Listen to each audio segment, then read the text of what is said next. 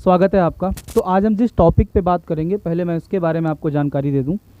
आज हम बात करेंगे कि भारत में जब कोई भी कानून बनना होता है तो उसके लिए एक संसद में बिल लाया जाता है, और वो बिल जो है वो किन किन स्टेज या किन किन चरणों के द्वारा जो है संसद से पारित किया जाता है, पहले हम उन पर बात करेंगे।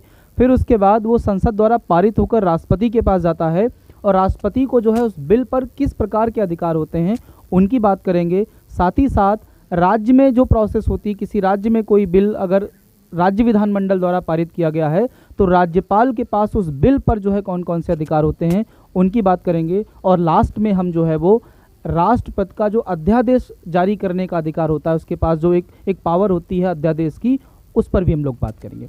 तो शुरू करते हैं। सबसे पहले कोई बिल जो है पार्लियामेंट में आता है तो वो किन चरणों से गुजरता है उन पर हम लोग बात करते हैं। देखिए, सबसे पहले कोई बिल जो होता है उसका प्रस्तुतिकरण होता है, यानी सबसे पहले बिल को जो है रखा जाता है। अब बिल जो है वो पार्लियामेंट में आया है। अब पार्लियामेंट में ये बिल जो है या तो लोकसभा द्वारा लाया गया होगा या फिर राज्यसभा द्वारा लाया गया होगा। ठीक है, दोनों में से कोई एक सदन ला सकता है, कोई भी पहले इसको ला सकता है। ठीक है, लेकिन याद रखिए अभी ये जो है वोटिंग के लिए बिल नहीं आया है। ठीक है, बिल का प्रस्तुतिकरण हुआ है। बिल का जब प्रस्तुतिकरण हो जाएगा उसके बाद क्या होगा कि इस बिल को जो है स्टैंडिंग कमेटी को सौंप दिया जाएगा। यानी बिल जो है उसको प्रस्तुत किया गया, उसके बाद उस पर चर्चा करने के लिए, उस पर जो है उसका अध्ययन करने के लिए उसको संसद की कुछ स्थायी समितियां होती हैं जिनको स्टैंडिंग कमेटी कहा जाता है, उनको सौंप दिया जाता है।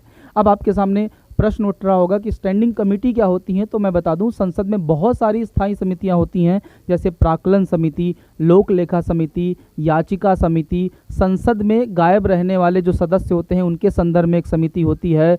कई सारी समितियां होती हैं, इनको हम लोग स्टैंडिंग समिति कहते हैं। इन्हीं में से जो समितियां होती हैं वो बिल पर क्या करती हैं, परिचर्चा करती हैं। ठीक है, अब ये स्टैंडिंग कमेटी के पास जाएगा। स्टैंडिंग कमेटी उस बिल को लेकर जो है जो भी अपना चर्चा परिचर्चा या उसके बारे में जो भी जांच करती है, जांच करने के पश्चात वो कमेटी जो है उस बिल को वापस कहाँ पर रखती है, पार्लियामेंट यानी संसद में रखती है। अब आपको एक पॉइंट याद रखना है, ये बिल जो स्टैंडिंग कमेटी के द्वारा संसद में रखा गया है, ये उसी सदन में रखा जाएगा जिस सदन के द्वारा ये बिल स्टैंडिंग कमेटी को सौंपा गया था। मान लीजिए लोकसभा ने स्टैंडिंग कमेटी को ये बिल सौंपा था, तो फिर ये बिल लोकसभा में ही पारित होने के लिए पेश किया जाएगा। ठीक है, अब ये बिल जो है लोकसभा में मान लीजिए पेश कर दिया गया, लोकसभा में पास हो गया, उसके बाद राज्यसभा जाएगा, राज्यसभा में भी ये क्या हो जाएगा, आपका पास हो जाएगा। यानी अब ये संसद से क्या हो गया है, आपका पारित हो गया है। विधेयक दोनों सदनों से पारित हो गया है। अब इसके बाद कहाँ जाएगा, संसद से पारित विधेयक राष्ट्रपति के पास जाएगा। ठीक है, अब राष्ट्रपति के पास ये बिल जाएगा, विधेयक जाएगा। अब यहाँ पर क्या होता है वो हमको जो है थोड़ा सा समझना है, ध्यान दीजिएगा। अब देखिए, अब क्या होता है कि एक आर्टिकल होता है, एक अनुच्छेद होता है, और ये अनुच्छेद होता है 111। एक अनुच्छेद होता है अनुच्छेद 111। अब ये अनुच्छेद 111 क्या है वो आप समझ लो, इसमें है क्या, अनुच्छेद 111 में इसके तहत क्या होता है,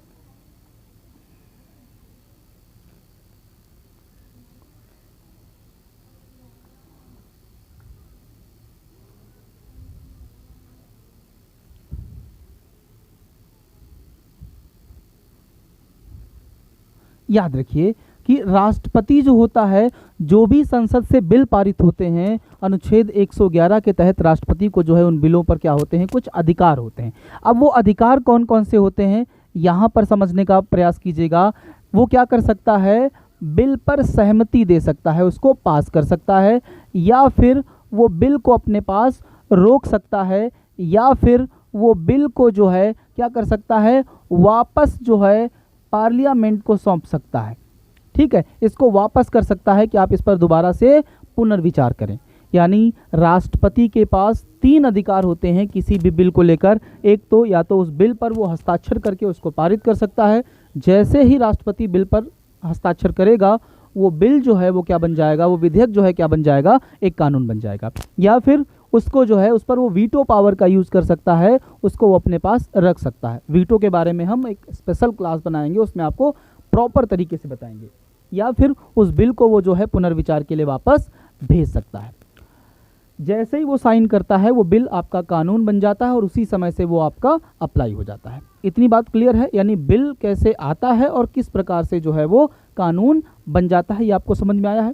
और साथ ही साथ आप ये भी समझ गए हैं कि अनुच्छेद 111 के तहत राष्ट्रपति को जो है कोई भी बिल आता है उस पर जो भी अधिकार होते हैं वो अनुच्छेद 111 के तहत मिले हुए हैं। इतनी बात आपको समझ में आई। चलिए अब आगे बढ़ते हैं। यहाँ पर मैं कुछ चीज़ें और आपको बता देता हूँ।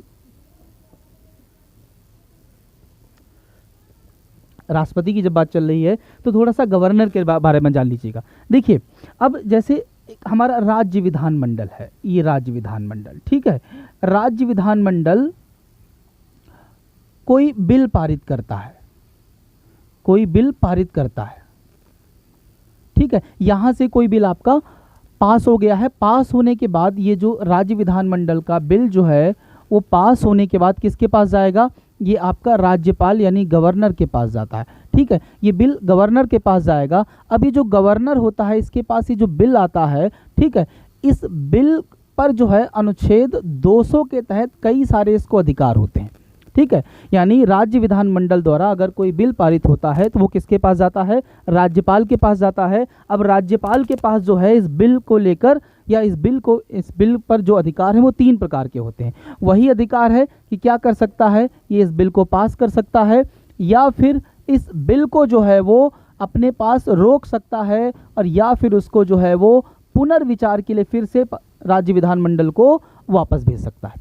अब यहाँ पर एक पॉइंट आप समझिए, ये वाली जो शक्तियां हैं वो सेम है, जैसे राष्ट्रपति के पास थी वैसे ही राज्यपाल के पास है। यहाँ पर रोकने वाली जो शक्ति है इसको आप थोड़ा सा समझ लीजिएगा। ये वीटो जो है वो राज्यपाल का वीटो नहीं होता है, ये एक्चुअली राष्ट्रपति का ही वीटो होता है। कैसे, समझिए। अब देखिए, राज्यपाल राज्य विधानमंडल द्वारा पारित किसी भी बिल को जो है, किसी भी बिल को अपने पास कर सकता है या उसको पुनर्विचार के लिए भेज सकता है या फिर अपने पास रोक सकता है। जब वो किसी भी बिल को अपने पास रोकता है तो इसका मतलब ये होता है कि वो उस बिल पर जो है असमंजस में है और वो इस बिल के संदर्भ में राष्ट्रपति से बात करना चाहता है।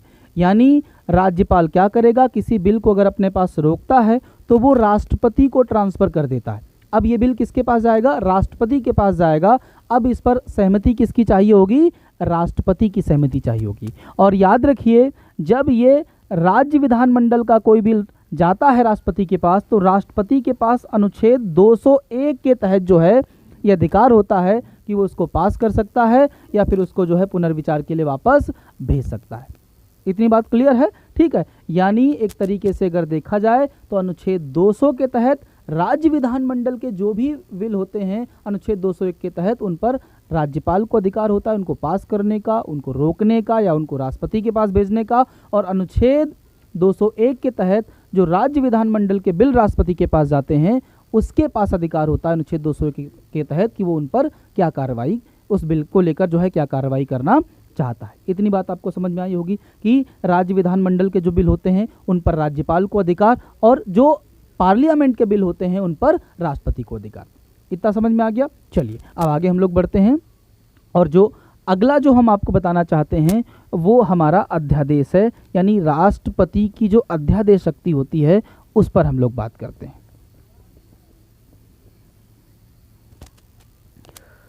अब देखिए,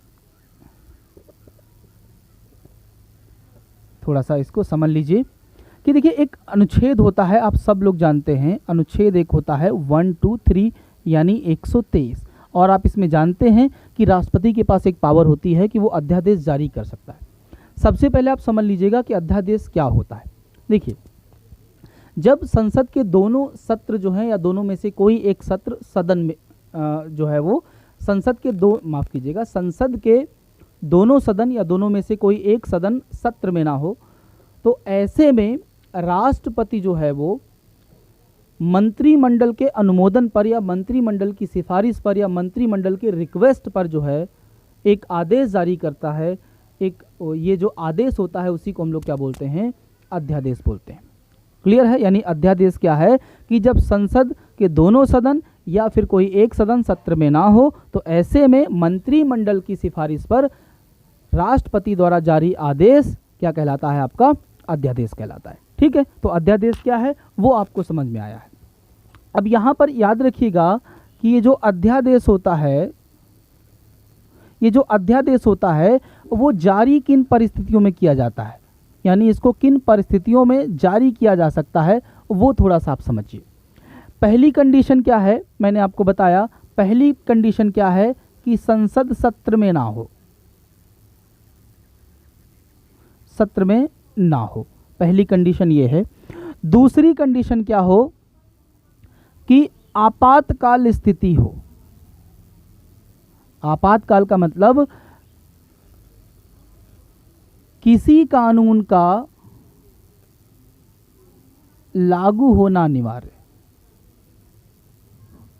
अनिवार्य यानी कोई कानून है जिसको लागू करना बहुत ही जरूरी है। और तीसरा जो है वो मंत्रिमंडल जो होता है, मंत्रिमंडल का अनुमोदन, यानी राष्ट्रपति जो है वो अपने मन से अध्यादेश शक्ति का प्रयोग नहीं करता है, वो मंत्रिमंडल के अनुमोदन पर ही जो है शक्ति का प्रयोग करता है। इतनी बात क्लियर है। यानी 3 पॉइंट आपको समझ में आने चाहिए। संसद सत्र में ना हो, यानी संसद के दोनों सदन या कोई भी एक सदन अगर सत्र में नहीं है तो अध्यादेश जो पावर है उसका प्रयोग राष्ट्रपति के द्वारा किया जा सकता है। साथ ही साथ किसी कानून का लागू होना बहुत आवश्यक है। कुछ ऐसी परिस्थितियां देश में आ गई हैं कि इस समय कोई एक कानून लागू करना आवश्यक हो जाता है, तो ऐसे में जारी किया जा सकता है। साथ ही साथ मंत्रिमंडल का अनुमोदन जो है बहुत ही अनिवार्य होता है।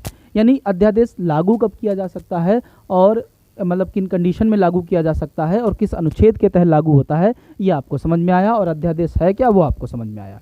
अब एक पॉइंट आप समझिए कि अध्यादेश जो होता है वो किस प्रकार से काम करता है, कैसे वो प्रभाव में आता है, कैसे वो समाप्त होता है, वो आप समझ लीजिए। अब मान लीजिए राष्ट्रपति ने आज की डेट में अध्यादेश जारी किया, उसने अध्यादेश जारी कर दिया, तो अध्यादेश जब वो जारी करता है वो है क्या, एक प्रकार का एक कानून है जो अप्लाई हो गया है, जो लागू हो गया है। जिस दिन ये लागू किया गया है उससे 6 महीने तक ये क्या रहेगा, आपका लीगल रहेगा, वैध रहेगा। ठीक है। अब जिस दिन ये लागू हुआ है उसके 6 महीने तक ये प्रभाव में रहता है, उसके बाद ये ऑटोमेटिक क्या हो जाता है, समाप्त हो जाता है। लेकिन इसके बीच में कुछ प्रोसेस होती है। ठीक है। अब आज लागू हुआ और लागू होने के कुछ दिन बाद ही 10, 12, 15 दिन बाद ही संसद आपकी सत्र में आ गई। ठीक है, संसद सत्र में आ गई। अब जैसे ही संसद सत्र में आएगी तो अब इस अध्यादेश को संसद में रखा जाएगा। यानी ये जो कानून लागू किया गया था इसको, इसका एक पूरा इसको जो है संसद में प्रस्तुत किया जाएगा। अब संसद के दोनों सदनों से अगर ये पारित हो जाता है तो ये हमेशा के लिए कानून आपका प्रभावी, यानी ये अध्यादेश, ये जो आदेश है वो हमेशा के लिए कानून बन जाएगा। अगर संसद से नहीं पारित होता है तो 6 सप्ताह बाद ही क्या हो जाएगा, यानी जिस दिन संसद से पारित नहीं होगा उस दिन से 6 सप्ताह तक ये प्रभावी रहेगा, उसके बाद ऑटोमेटिक ये समाप्त हो जाएगा। मतलब सीधा सीधा पॉइंट है कि अध्यादेश जिस दिन लागू किया गया है तो लागू करने से 6 माह तक वैलिड रहता है। लेकिन अगर बीच में ही पार्लियामेंट आपका आ जाता है, पार्लियामेंट का सत्र चालू हो जाता है, तो इसको पार्लियामेंट में प्रस्तुत करना पड़ेगा। और प्रस्तुत करने के बाद अगर ये वहाँ से पास हो जाता है तो हमेशा के लिए कानून बन जाएगा। अगर नहीं पास होता है तो जिस दिन ये पास नहीं हुआ होगा उस दिन से 6 सप्ताह तक ही ये प्रभावी रहेगा, उसके बाद ये स्वतः आपका समाप्त हो जाएगा। तो ये कुछ अध्यादेश हैं, इन पर प्रॉपर तरीके से जो क्वेश्चन बनते हैं उन पर उनको आप कीजिए, ढूंढिए, और अगले वीडियो में हम आपसे मिलते हैं। Thank you.